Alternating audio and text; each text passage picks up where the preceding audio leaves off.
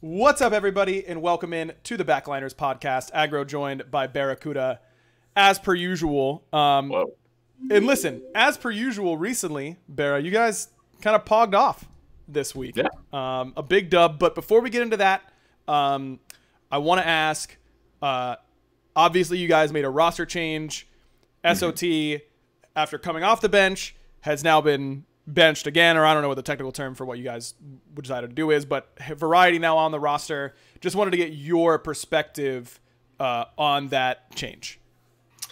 It was a really hard change for us to do as a team, and coming to the final decision was really difficult because I'm the kind of person / player that always hates doing roster changes, and I always want to keep the current roster and work through it and try to just fix all the issues and just not do roster changes. But I think overall for the team as a whole, it was a needed change, and I'm happy we did it. But it's been a very stressful decision-making process, and it's just, yeah, I always hate doing roster changes. Yeah, they're never fun to do, but clearly, you know, not to say that you wouldn't have won this set without Variety, but I think Variety played exceptionally well in his first set with you guys. A big win over a Radiance team that looked unbeatable before they couldn't play for a little bit. Now, all of a sudden, they go 0-2 this week, but I was watching the games on stream right before we went live for this podcast, and twitch.tv/aggro, by the way. And look, I stream now, man. That's the way it's got to be, okay? I've got to plug a little bit. What? I was watching. You kind of popped off on King Kenneth there at the very end of Game 3. Your relic usage, clean. The autos, clean. The mantle stun, clean. It was all kind of easy for you there. You if you die to Kenneth in the 1v1 there, I don't know if you guys can end. Yep. I yelled a lot of expletives after that. Name 3 expletives you yelled. I cannot do that. I was very excited in the moment because we basically won a 3v5 team fight, and I juked like 2 of Cyclone's Rama ults. I juked Agni bombs, and then Adapting blinked on me and tried to box me through a wave. And if I didn't have Mantle, I would have died. And just, it was very scary. And Ven just left me, by the way. Yeah, he did. Yeah, he turned around, saw Adapting on you, and was like, "See ya, partner," and immediately went towards the rest of the team. Ven's always like, "Yeah, we should fight together." And then in the last minute of a very crucial team fight, my man just goes in the jungle and just bails. And yeah. I'm like, what are you doing, man? Like, ye of little faith. I dodged little faith. 8 abilities, like, and you're just leaving me, man. Like, 2 things. Number 1, Destiny, Barra's girlfriend in the chat, she says the S word, the F word, and the S word again were the 3. So you kind of got exposed by Destiny. And then number 2, we gotta, okay, listen, I'm kind of on a build vendetta. Scream like wound me up earlier this weekend with his building. No. Ven has got to be building Reaver against Cthulhu, man. He didn't have He didn't have Reaver. Do you need that one? Game? Yeah. What was his build? I didn't even look at it. It was Boots, Mage's Blessing, Lost Artifact, finished Boots, then went Doom Orb, then went Chronos Pendant, then went Charon's, then he went Magus, and then he went E-Staff, which he then instantly sold after insta-dying because obviously it's not going to save his life, and sold that for Mantle. That's that was the build. You know, he also said this is a game where I'm not going to be able to sell boots. I wonder why. Because he flushed 2,600 gold down the drain by having E-Staff for exactly 1 fight. And then left me? Yeah, that's really cool. Also, okay, So we threw game 3. I was PvEing very happily game 3. You sure were. My 4v4 was just winning, Yes. and I was just being a nice little split push Cupid. And, As one does. And then somebody on my team who shall go unnamed said, come on. We can do fire, no Okay, wait, cap. how about this? Wait, they said what? We can do fire, no cap. Okay, so that was Jake. Yep. Because no one else besides Jake could ever say it in that manner. Listen, man, I was ranting about this on my stream as well. Twitch.tv/Aggro. Here, one of my number one pet peeves, and this happens in ranked all the time, and I understand it there because people are just like bad. By the way, it's very funny that every time I plug my Twitch, I hear my follow notification go off in the background, so you know it's working, baby. Okay, you know you love to see that. But this happens in ranked and in competitive. And in competitive, it blows my mind. A team does Pyromancer, and then they go, yo, Fire Giant's right here.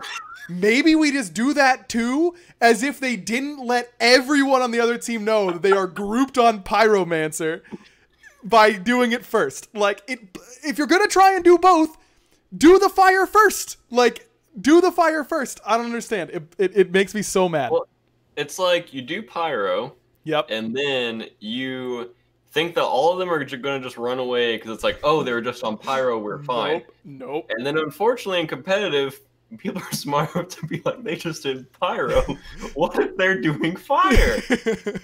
And right when 3 of my teammates died, and then Benji Blink 3 insta-canceled, caught my dash, I was like, yep. God. Yep, that was a bit unlucky. We built a lead for 17 minutes, had a 6K lead, and then in under a minute, it was gone. Yep, just instantly. Dude, really Kenneth was literally level like 1. He was a non-factor in that game. Then instantly got 3 levels and stole fire and put his team back in the game pretty much single-handedly. Like, and then I had to take him out. And then you had to take him out. Okay, man. You cannot be saying it like that, dude. What do you mean? Like he didn't have a choice in the matter. I had to take him out. You hard chased me, bro. What do you want? Vin left me. It was a 1v1, mono-y-mono, fight to the death. And thankfully, I went Devos this game, so I lived. Yeah, no trans Jotuns build. You would have been in the dirt crying about where Ven was without if you had gone no, my that dash would have been back up. Yeah, right, dude. Away. Yeah, right. Dude, I dashed so early. My dash was literally coming right back up. Yeah, maybe that is true. Listen, a big win. Obviously, it wasn't like a must-win by any stretch, but I think this ties into our next topic pretty well. Bottom 4 of the SPL, which have not won against a top team at all this entire phase pretty much, save for like 1 or 2 sets, go undefeated against the top 4 this week. So it seems like, at least in my mind, that's a pretty big win to keep you guys on pace and staying ahead of teams like Obey and United who are looking a lot better. Well, I mean, our past 3 sets, like we 2-0'd Ghost. We lost SSG 1-2, unfortunately, but we should have won. I think it was game 1 or game 3. And then our Radiant set was really good as well. And we're just keeping this momentum, and which is very important and very hard to do. Yep. Because scrims happen, bad scrims happen, and like your team goes through different moods. And the fact that it was like 2 weeks ago? Was it 2 or 3 weeks ago that we played Ghost? 2 weeks ago? 2 weeks. 2 weeks ago, because it was a bye week in between, but you had a doubleheader that week against Ghost SSG. Yeah, so 2 weeks ago, we've maintained the same strength in our roster. And we've also been, I don't know how to say it, but just meshing. I guess meshing is the best word, but meshing with variety really quickly. I think he fits what we needed for our solo laner, because Lass is a very, I'd say, like, traditional style jungler. He likes his frontliners to be tanky. He likes his frontliners to make room and call a lot. And so when we were going for selecting our new solo laner, those were things that were very important to me, and I vocalized them in the selection process very heavily. Mm-hmm. And yeah, it was. I just knew what I wanted for the team and for Lass, and I'm very happy with the decision. I think we're still a little off in our front line. I think we're slightly on different pages. I think game one today, we were really on separate pages on our front line, and then literally as the games progressed, we just got better and better. Except for the game 3 Fire Giant. Well, that's just yeah, and then game 2, my front line literally trolls me and lets the Alma through, and I'm like... Is that when you knocked yourself up on gold and died? Yeah, I tried to secure Oni. I was like, I think it was like 700, 800, and I was like, I can just try to secure this and then die. Mm-hmm. And that was my game plan, because if the Alma gets in, she can secure it. And once she hit me, I think with the first or second tick of her ult, she was in the gold for your pit. So she's always getting that. So my whole play was like, I'll just die for Oni. And also, I didn't even think the Alma was going to get through. And then once she did get through, I was like, this is really bad. Like, yeah. This is so bad. Well, and my play, like, instantly in my head, I just went to, I need to play to secure Oni. And I did not secure Oni. So, kind of had Aegis and ult, so yeah. It's kind of a weird play. But if I Aegis, he gets it. If I ult, he gets it. Yeah, and then he probably kills me afterwards. So I kind of just risked it. But also, the Amy should have never gotten there. I'll be honest. I will agree with that. Somebody let the Amy through. Who was it? I don't know. Somewhat. We'll see. Did that person say, yo, Amy's coming, no cap? No, I think he actually was backed up because Gold was getting so low, he was like, Alma won't be here. And then she showed up around the corner. I don't even know if Jake plucked her tail it, but by that point, she probably dashed 2 ulted. So by then, it was too late anyways. Like, if she gets around the corner, it's too late. Right. But, yeah. And you're then not feeling that. Game 1. What even happened? Oh, yeah. You know what I was thinking game 1? Because you talk a lot about how Jake loves not missing Sobek pluck. And I was watching that game and I was thinking, man, Jake is not going to be happy with this one. He was really not happy with his personal performance. And for Jake, he doesn't really tilt. Mm-hmm. Like, he'll play bad and, like, miss mechanical abilities, which for Jake normally never misses. Like, and also when he died for First Blood, I was literally fine with that. I was like, Jake's gonna beat himself up way more than I can possibly. Right. Like, if I say anything bad here, like, that's just bad. Like, right.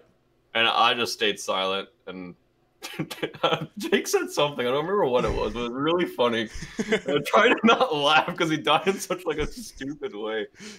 And yeah, I mean, Jake should just never be dying there. That's why, like, as a pro player, you just can't be getting mad at your teammates in those situations because, like, they obviously know better. Like, right.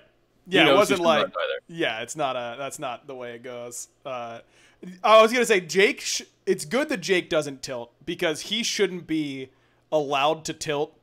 If he goes like 0-14 on Scylla support in ranked, and then you tell me he's a tilter, I think that's illegal. So it makes sense that he's not tilted because nothing could ever match some of those ranked performances, you know?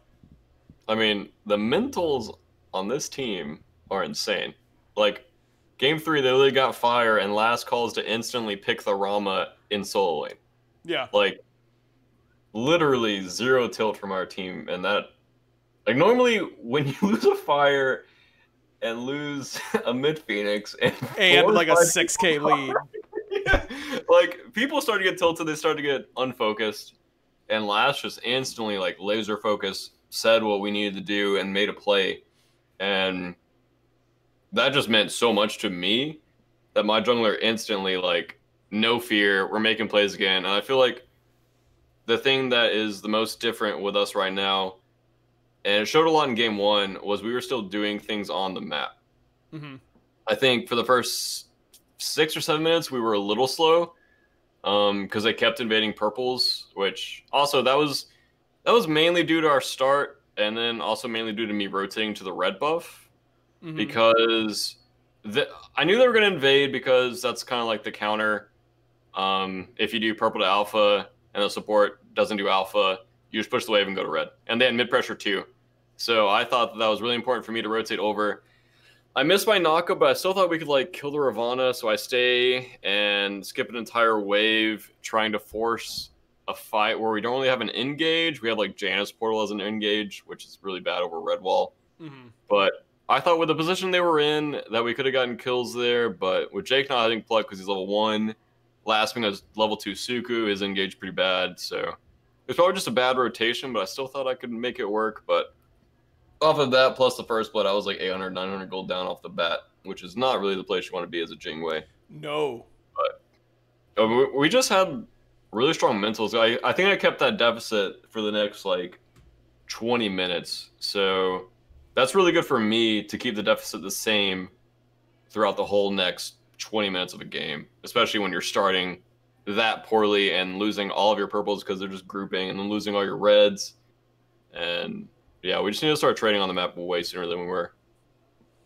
Well, it ended up working out. Okay, I'd say you guys find the dub. And like I said, you are not the only bottom 4 team that found a dub this week.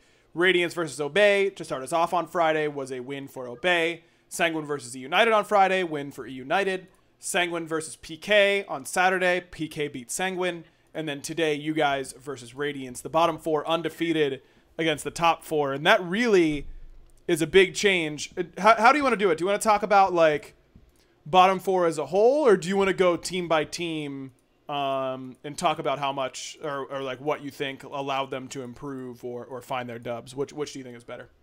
I say team by team. Cool. Then let's start with the 10th or the 8th seed rather. There are 8 teams.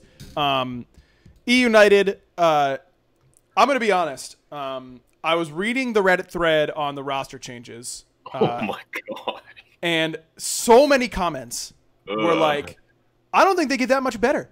They might get marginally better. And I was losing it. This is like the biggest mid-season upgrade maybe of all time for any team. This team was 0-10, and they come in and they go 2-0. Now, Sanguine did not look good later on against PK, so maybe you can devalue that win a little bit. But I thought their win, like Obey didn't play poorly today. I think United just played really well. I thought both teams played well. That was a good Smite game. E-United is like a real team that literally every single team in the SPL has to be worried about losing to now, because I think they are instantly competing near the middle of the pack, no longer near the bottom at all. I would say that same line about all the bottom 4 teams. I know we just said team by team, but I think that same line applies with our recent 3 games with Obey. Yep. Rising up through, in my opinion, their front line. I feel like Ducky. Dude, he has been pogging off recently. His Thor game today was nuts. Yeah. His Thor, I think the first time I recognized his Thor was against Ghost, I think. Where he just kept them in the game and kept them in the game forever. And he was just getting massive Thor dunks, massive Thor walls. And I feel like Ducky before was kind of just a player where you put him on a safe laner, and then he comes into team fights and plays well, kind of a Demi style. And now I feel like he's making plays throughout the first 10 minutes where he wasn't before. And I feel like his laning phase has gotten way better when he gets a lead. I feel like his laning phase still struggles when he gets behind, but I mean, who's doesn't? Yep. I feel like inbound is just relentlessly holding W. Kind of int sometimes, but I think every support kind of int sometimes if they're a W key holder. Yep, which is what all support should be. Agreed. Which you probably have learned that through your rank support journey, whatever you're doing. BaRRa, you've been seeing me pog off though, right? A little bit? And Sino has just been playing really well with, with the rest of us. Also, wait, not only are you not going to say that I've been pogging off, which I have been on twitch.tv/aggro, but also I led off. Yeah, and they've all been flawless. You're welcome. And I literally asked you about E-United, and all you're doing is talking about Obey, bro. What is going on? What is I happening? said team by team, and I started with Obey. But I didn't. I started with United. Sorry. Okay. You finish talking about Obey, then I'm going to go talk about Obey, and then you can talk about United. That's how we'll do it. Okay. Yeah, okay. So go ahead. Yeah, Sino, you were saying.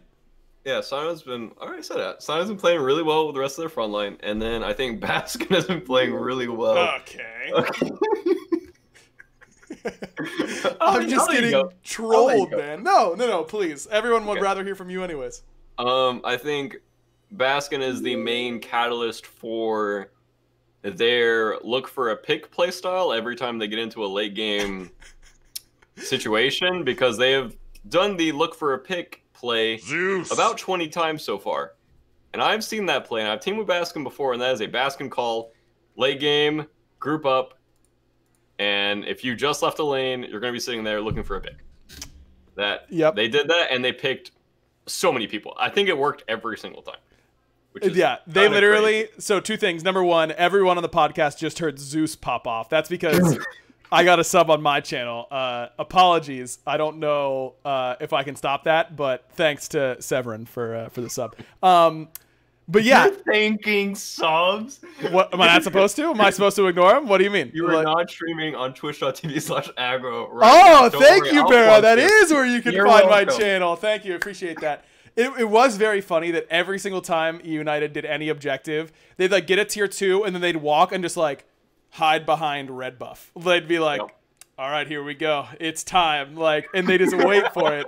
And you know what? If teams are going to keep doing it, it'll keep working. I do think that it's you guys who play them next. Hey, if they do an objective and then walk into the jungle, they're probably not backing. You know, like they're probably still gonna be there. Here are all my teammates with me. Hey, you guys want to look for a pick? Yeah, let's go. Exactly, you're good to go. Oh no, now I'm gonna start getting subs, and I don't know how to stop the noise from happening. Oh god, how do I stop it, BaRRa? I don't know how to stop it. So sorry. I really no. I do want to. Okay, wait. I actually think I know. I have to go to like my Streamlabs. Just close your Streamlabs thing. Zeus. Oh, will that stop it? Yeah. Oh, okay. I've stopped it. You can also leave it open if you're getting subs. That's fine. Listen, I'm getting subs, but I don't want it to take over the podcast. Thank you to everyone who's subbing, but I'm not going to be looking because I don't want it to take over the podcast. Okay, so that's a United. By the way, Gino, legit beast. Yeah, that dude is sick. Really well.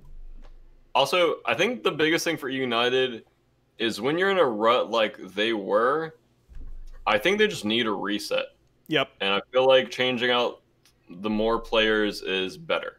Yep. Because you're getting more just fresh minds in that haven't lost, 10 sets in a row.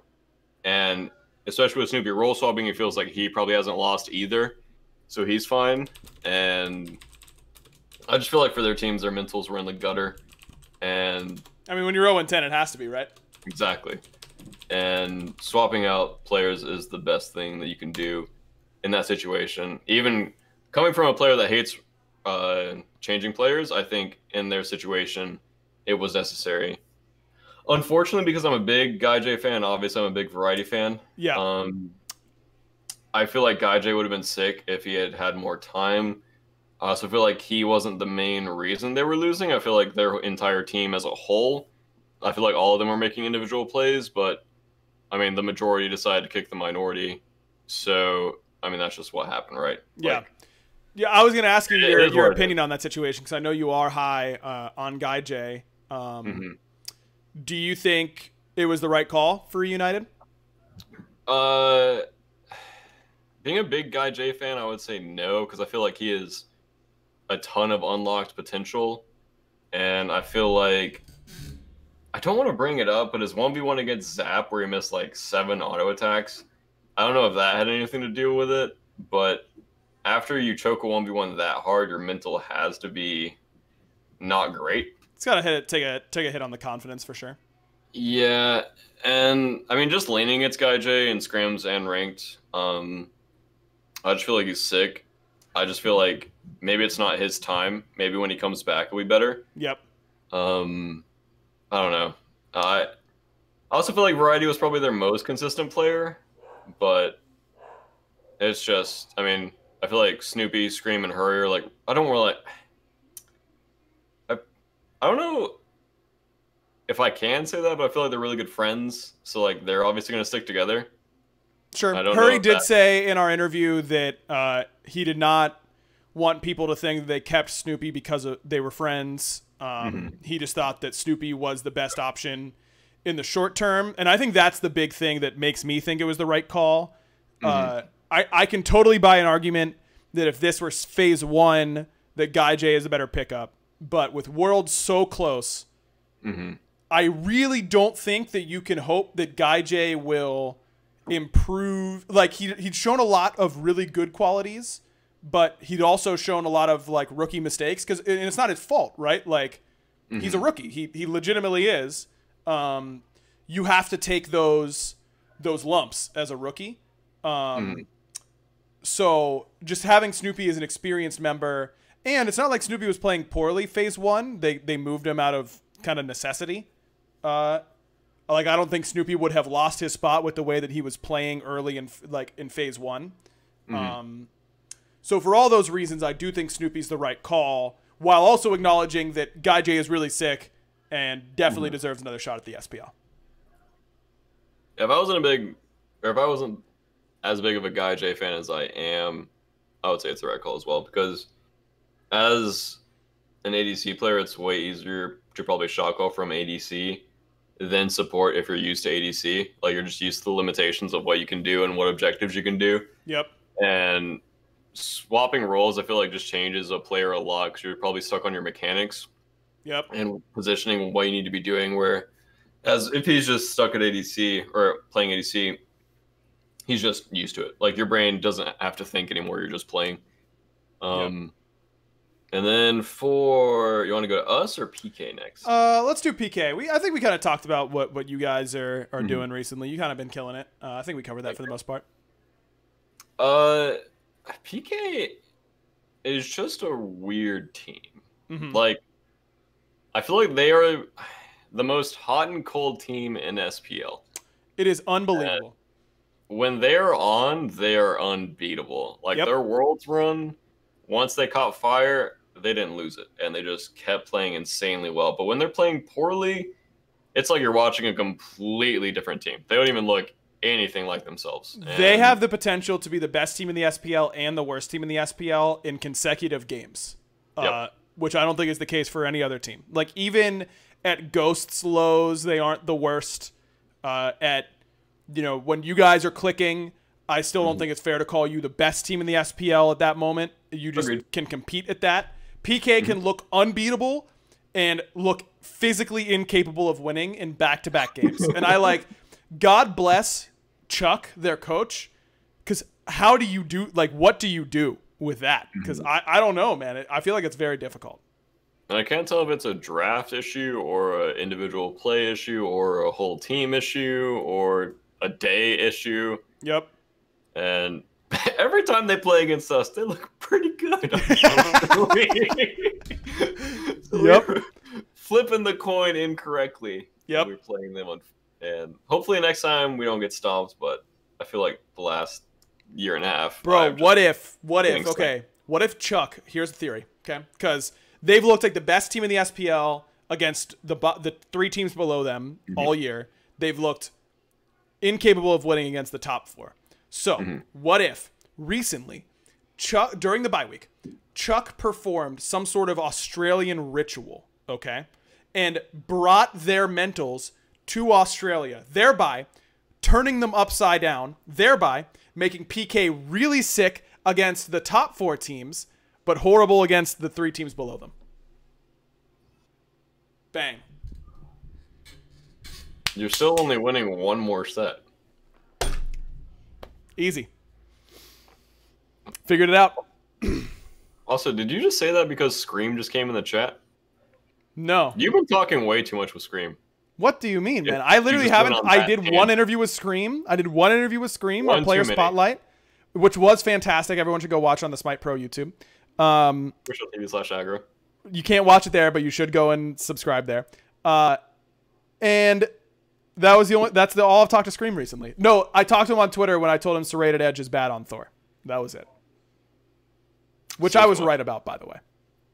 Yeah, I mean, I just trust Scream's build at this point. Like, He's been doing it for this long Mm-hmm. that I just trust his judgment. Don't you think? Like, don't you think that there is a world Nope. where Scream is winning in spite of his builds, not because of his builds? But if he builds his builds and he wins with them, he powers up. So therefore, if he keeps building his builds become stronger. And because he's been losing so much lately, his builds haven't grown in strength. But now that he's winning, he can start to perform and use his builds again and start building them up.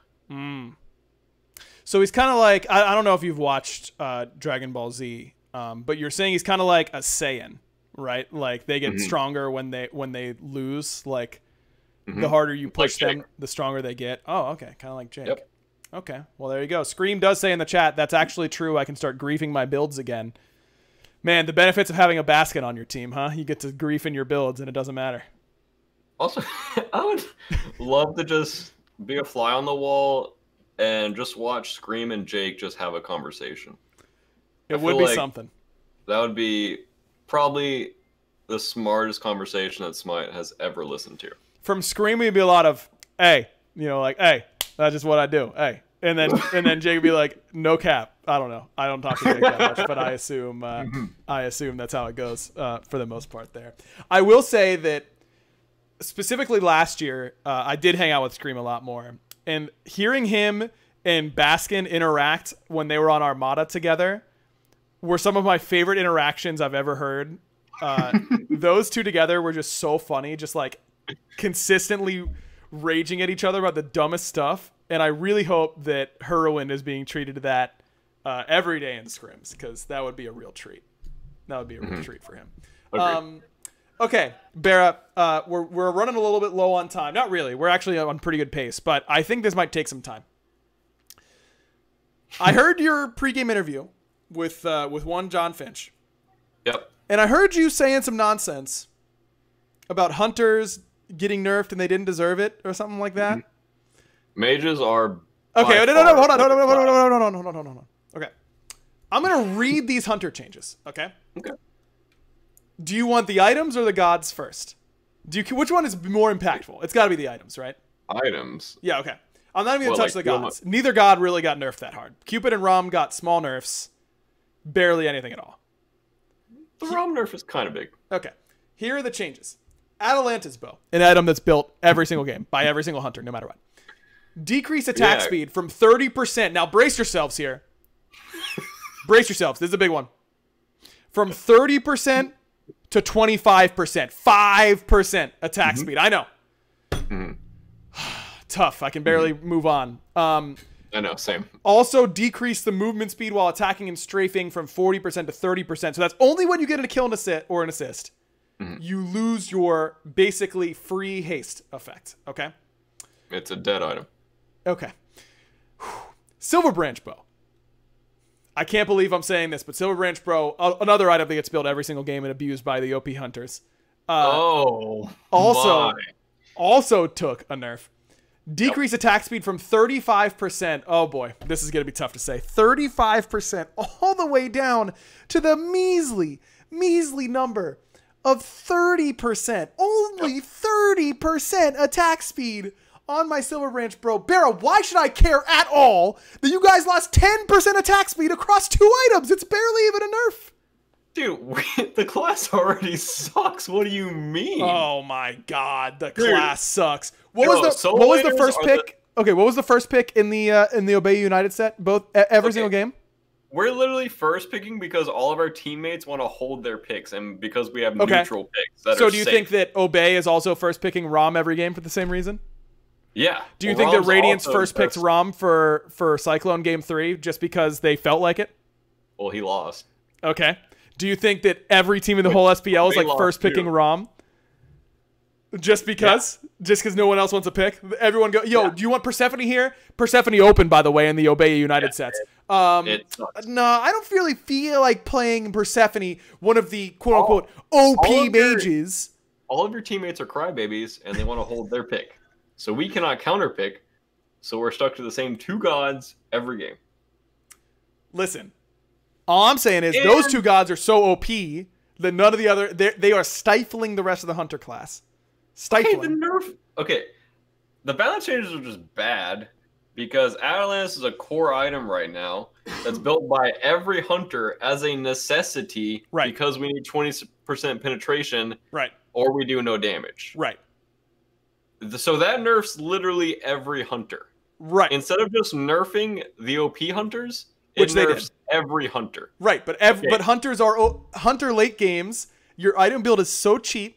You get there so fast, and then when you're 6 slotted, you're nuts. Yeah, because soul laners are literally brain dead right now. They're building Sledge and Soul Leader and then being like, why is this hunter auto-attacking me for 200? It's because you think Sledge is a tank item. It is not. It's not a tank item. Soul laners are building very hybrid these days. And most supports are building like a flat pen item. Yeah. I agree. And dude, the last time I built the full attack speed build was against Radiance. Well, I built it now, unfortunately. But I built it against Radiance before. And in a late game team fight, I auto-attacked Benji for 100 plus kins. Huge. Which was about 50. Big. That's 150, baby. That's on a tank with 300 prots. And you're telling me that build's broken? Yeah. Yeah, that's what I'm telling you. 150. Because BaRRa, here's the deal. I raw beam that guy for 180. And that's on a 6-second cooldown. You get to fire 2 of your auto attacks a single second. And that's not before you get an Odysseus bro proc and hit everyone in the whole team fight for free. Yeah, because they're always grouped up. Listen, bro, even if it's only one person, you still get Odibo procs. The only time that build is good is when you are sitting there auto attacking and you're hitting every single auto attack. But every time you're doing a poke trade, you are literally losing the trade against their warrior or guardian. Yeah, that's what hunters do, bro. They're fast attackers. Trades that is what tank. Listen, man. Yes, if they don't let you. Listen, man, me. I'm raw beaming for 100 at twitch.tv/aggro. That's right. Make sure you follow and subscribe. Look, you get 2.5 attacks a second. You can't be doing 300 with each of them. You'd one-shot everyone. I'm literally shooting a mosquito army at a tank. Yeah, but you're shooting them real fast. Yeah. Real fast. They're just being stung to death very slowly. Or real fast. Listen, man. This is not good. I did listen menu again. I've been hanging out with Nika and Cherry too much. This is Hunter's OP late is good for the game, right? It's what hunters need to be good late game. Because if they aren't, they're never worth picking. Yeah. What are you yaying me for? I'm on your side here. Keep going. Keep going. Okay. I love doing no damage. That's not what I'm saying. Yeah. Hunters need to be good late. It is core to the design of any MOBA that they need to be good late game because they are designed to be bad early game. Hunters losing 10% attack speed, not on one item, but spread out across 2 items, is not going to be felt by that much. You lose a little bit of power on Silver Branch passive, a little bit, and that's really it. You're hitting 2.5 attack speed. If you go Silver Branch 6th, if you go Odibo 5th, you're still at 2.5 attack speed before you even build Silver Branch. Yeah, but the only person, or the only god you can build that build on and do it really well are Cupid, Rama, and then other steroid hunters. If you try to go a build like that, on a non-steroid hunter, it just sucks. Sure. So in that case, you're only losing 5% attack speed on your build because you're not building Silver Branch anyways, but you are building Atalantis. Why are non-steroid hunters being nerfed? They're all being nerfed, but you just agreed that but Silver Branch hunters are getting nerfed more than non-Silver Branch hunters, right? Yeah. Right. But that doesn't help me fighting a tank. This isn't a hunter versus hunter battle. It's a hunter versus tank. All I'm saying, BaRRa, is that you and Zap are crying on Twitter over 5% attack speed on 2 items. That's like nothing. Also, if you're a tank late game fighting a carry, just buy Thorns. Thorns is OP, man. From my support escapades, I can tell you, you play Kuzenbo, what are they supposed to do? They can't play. It's nuts. Yeah. That character, and now we really can't play. Dude, and why does that character's 3 do like 400 damage at level 1? Yep. Why? Why? I don't know. Yeah, let's nerf hunters.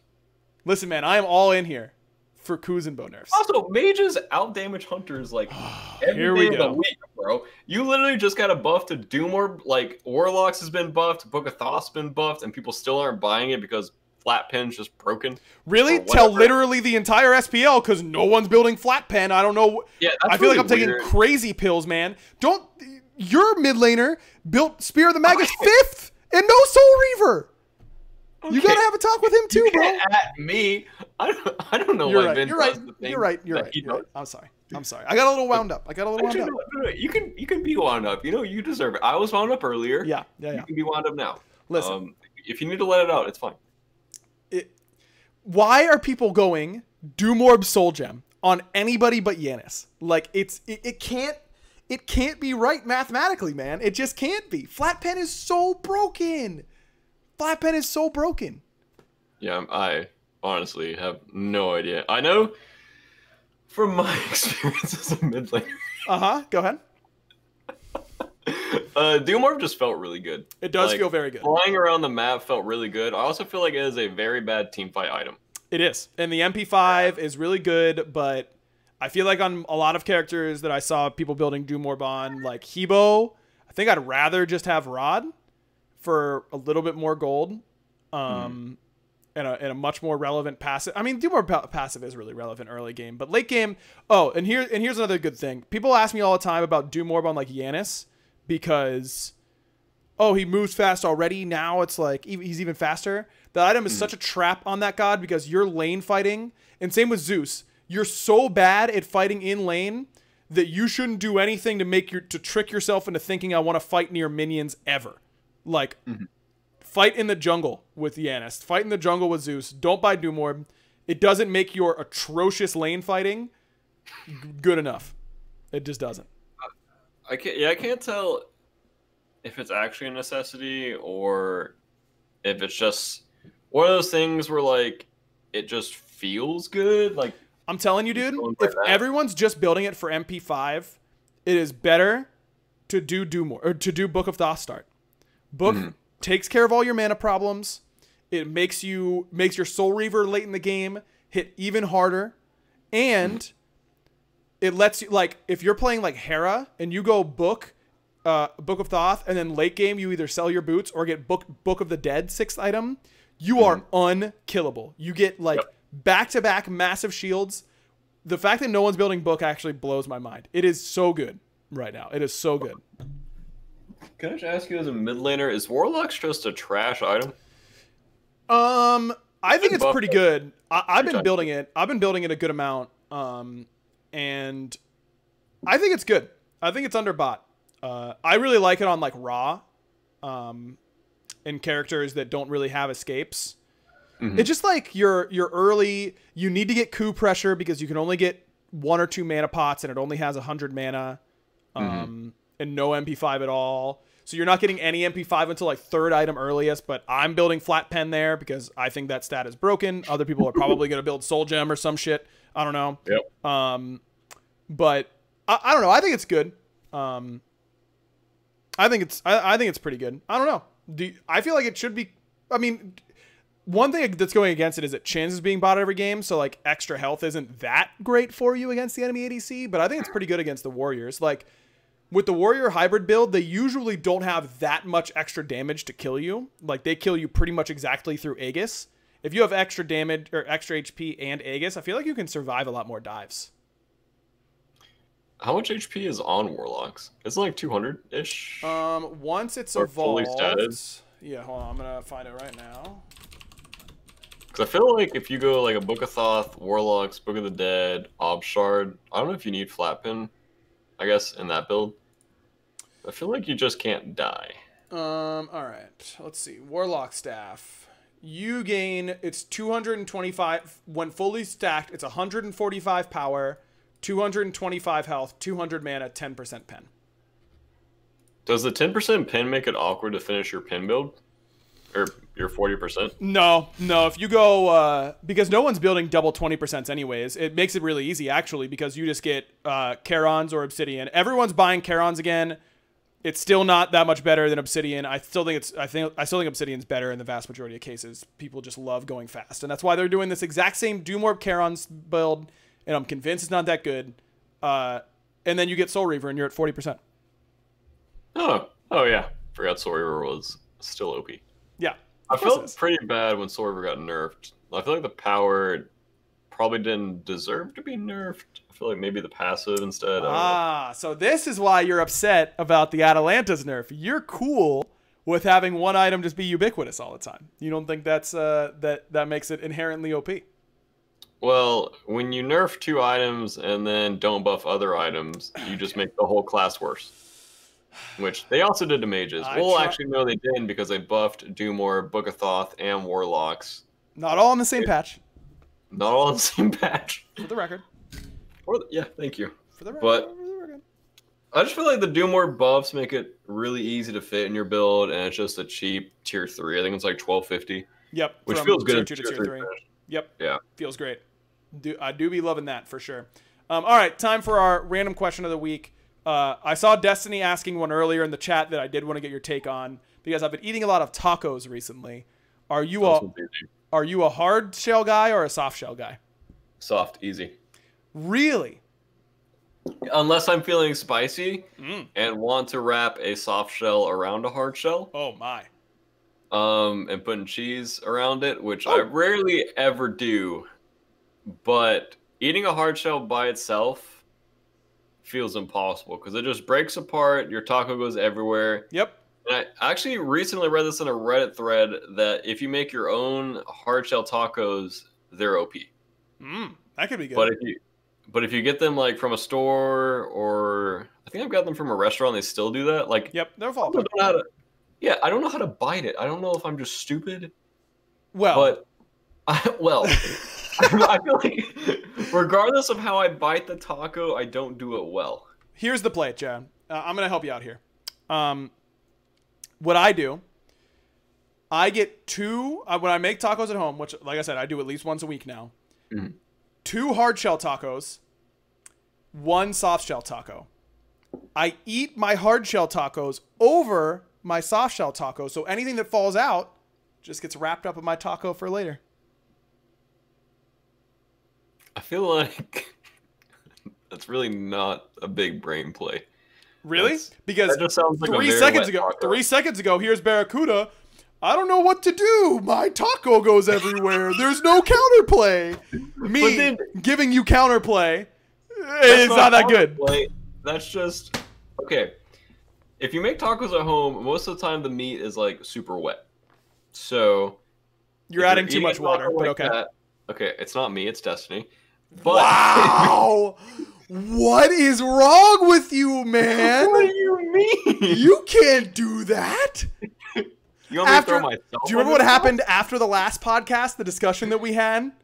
No. It was about some cookies that Destiny made? And you threw her under the bus there. And you're going to come on the very next podcast here and throw... Unbelievable. Okay. Hey, man, it's your funeral, bro. Go ahead. Okay. The cookie discussion was different. Okay. I rate it differently. Okay. You just unloaded that. So I don't want... No, Jasper, you're way too hard if I do that. No way. I will literally get destroyed. Yeah, you can't say what you said to me. No way. No. You're not allowed. Anyways, okay, just trust me on this one. You can buy the half hard shell, half soft shell, like taco packs at Publix. That's what I get. And so I make some hard shell. I eat them over my soft shell. Everything that falls out, I'm not stressing. I just wrap it up with my soft shell later, and it's delicious. And you get like some variability in your texture. I will say my favorite tacos are hard shell. That's why I go 2-to-1. But it's also just the right ratio for like getting enough extra stuff in my soft shell. It's just good. You good, Bear? Mm-hmm. Okay, cool. Mentally getting ready for what's about to happen. Dead man walking on stream right here, everyone. All right, last thing before we go. I don't think we've done this. Have we done this? Have we done this one? What's your favorite type of cookie? Ooh. What's your 10 out of 10 cookie? Okay, dude. I cannot believe you're doing this to me. You're lucky, by the way, because I haven't seen Destiny in chat, so it's instantly like, you might be getting away with it. Who knows? I'm sure no one will clip this and send it to her. Okay, it's a homemade chocolate chip cookies. Oh, really? Homemade, huh? Yeah, homemade chocolate chip cookies. If what? If they're made perfectly. Oh, no. What does that imply, Vera? That's the question. Okay. Chocolate chip is the answer. Give me your top 3 in order, because all cookies are great, pretty much. I don't know if I have a third one. It's just chocolate chip and then sugar. I feel like I don't like eat cookies a lot. Okay. What are your thoughts on Snickerdoodle versus sugar cookie? What's on a Snickerdoodle? Snickerdoodle is basically a sugar cookie, but with like cinnamon sugar. Oh, those are really good. Yeah, those are S tier. I pref sugar over them though. Mm. I just don't like. It's like the crystals or whatever. You're getting the wrong ones, bro. The good Snickerdoodles are undefeated. That's my number one. Snickerdoodle up top. Chat's asking about peanut butter cookies. You're not a fan of peanut butter? What are your thoughts on oatmeal raisin? I don't like raisins, but I do like oatmeal cookies. Oatmeal cookies are delicious. And I didn't think I liked oatmeal raisin cookies until recently. I think I'm putting them in at number 2. I think they're my second favorite cookie. Wait, no, they're got to be below chocolate chip. Okay. Number 1 for me, Snickerdoodle. Number 2, chocolate chip. Number 3, oatmeal raisin. But oatmeal raisin is right there, man. It is right there with chocolate chip. I could never put oatmeal raisin in a list ever. Raisins are just disgusting. Okay, raisins are a little weird. I would rather have it just be oatmeal. I'll agree with that. But the oatmeal cookies are so good that it's better than it can overcome the raisins. Why wouldn't you just have a cookie like everything in it? I do like raisins are fine. They're good. But how is it third place if there's literally something in the cookie you don't like? I'm saying I do like raisins. I'm just saying they are my favorite part of the cookie. Like if it were just I've never had just an oatmeal cookie, bro. I don't know. Really? No, I've never had one. They've always had raisins. They're delicious, dude. They sound good. Yep. I don't know. No, you know what? The raisins do add something to the cookie. Why are you yelling? I don't know. Sorry, I'm getting wound up again. Oatmeal raisin number 3. That's it. They actually do add something. I've decided. All right, we need to turn this thing off. All right, we got to turn this thing off because Barra's got to go figure out a way to live to next weekend for SPL. As always, chat, thanks so much for watching. Everyone who's watching live right now on twitch.tv/PredictionEsports, which was hosted by twitch.tv/Aggro right before this because I was streaming. You can also make sure that you're following us on Spotify and Apple Podcast. The whole Prediction Network, they've got a ton of great podcasts about a whole lot of different esports. So that you're sure to find something else that you like. Everyone say goodbye to BaRRaCCuDDa. You might not ever see him again, but it was a good run.